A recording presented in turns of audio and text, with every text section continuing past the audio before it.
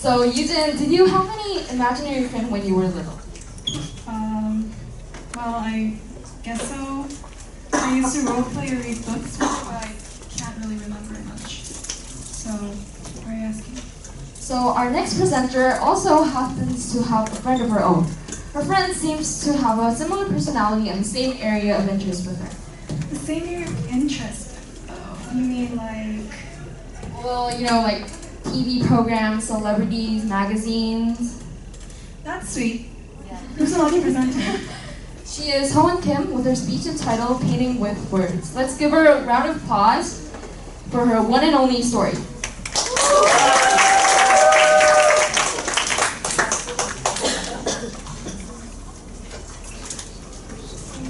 Sowon?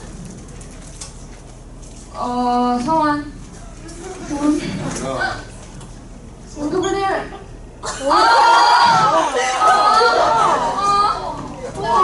So you didn't, could you knock the doors for her?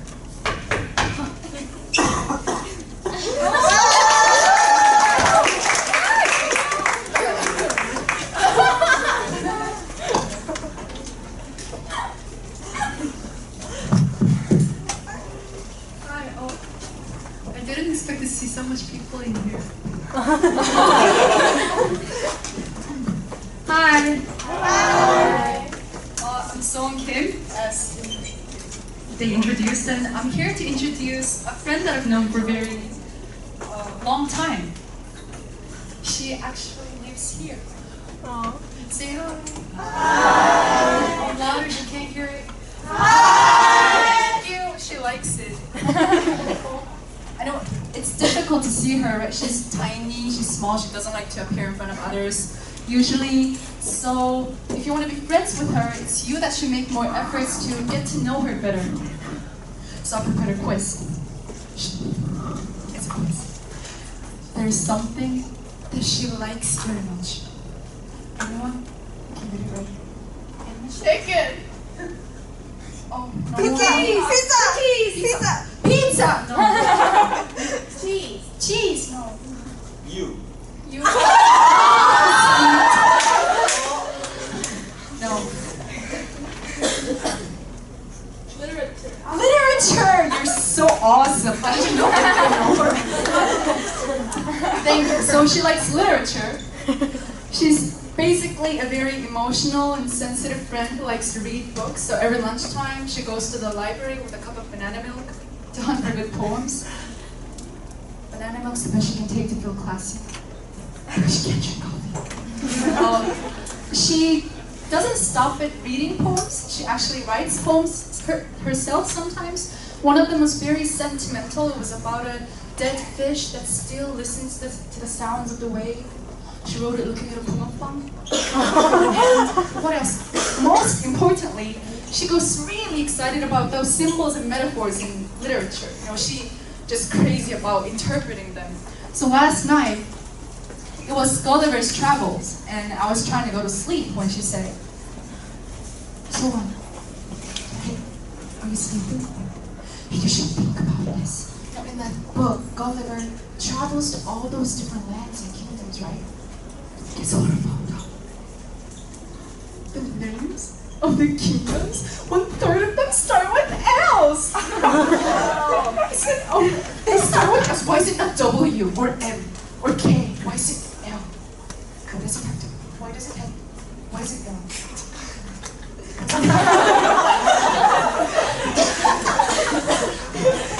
I know she does go too far sometimes, but overall, she's an interesting friend to get around with, and I can bear with her. You know, you could always calm her down with a cup of banana milk.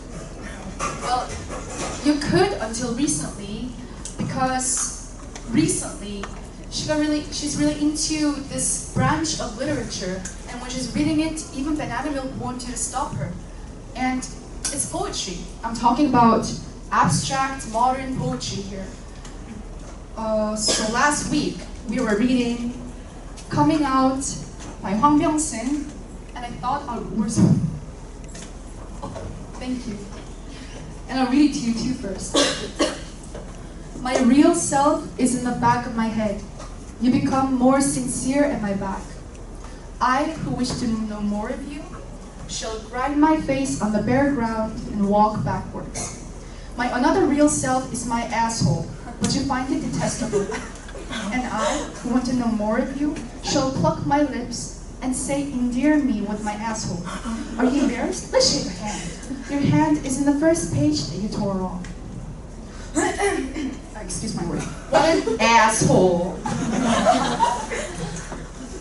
I mean, my aesthetic instinct, this radar said after reading this poem, is that ding, this is such a horrible poem. I mean, what's this disgusting imagery in the first place? And where's the rhyme? There's no rhyme in a poetry.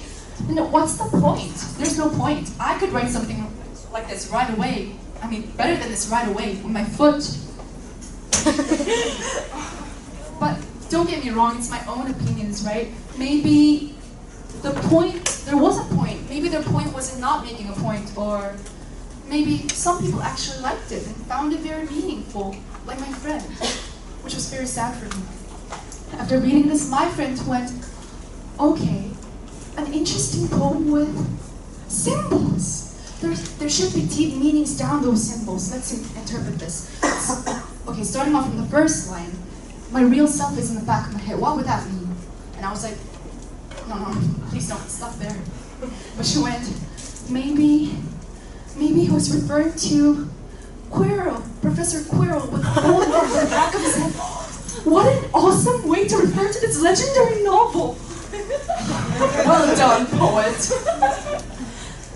But I know that abstract poems do receive recognition these days, and they do deserve them.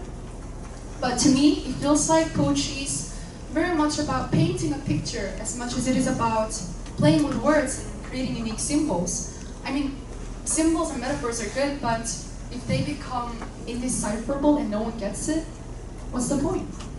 So most of the poems I like are very descriptive. They really paint a picture with words. And I thought, and the reason I like them is because it helps me feel together with the poet. It helps me put myself in the scenery and just be more empathetic with the feelings that the poets felt when they were actually writing it. And I thought it would be nice to share two of the poems with you.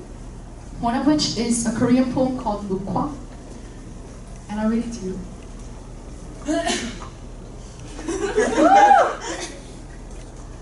물 먹는 소 목덜미에 할머니 손이 얹혀졌다. 이 하루도 함께 지났다고 서로 발전등이 부었다고 서로 적막하다. And the other one is called I Wander Lonely as a Cloud by William Wordsworth, and I'll leave you with this poem.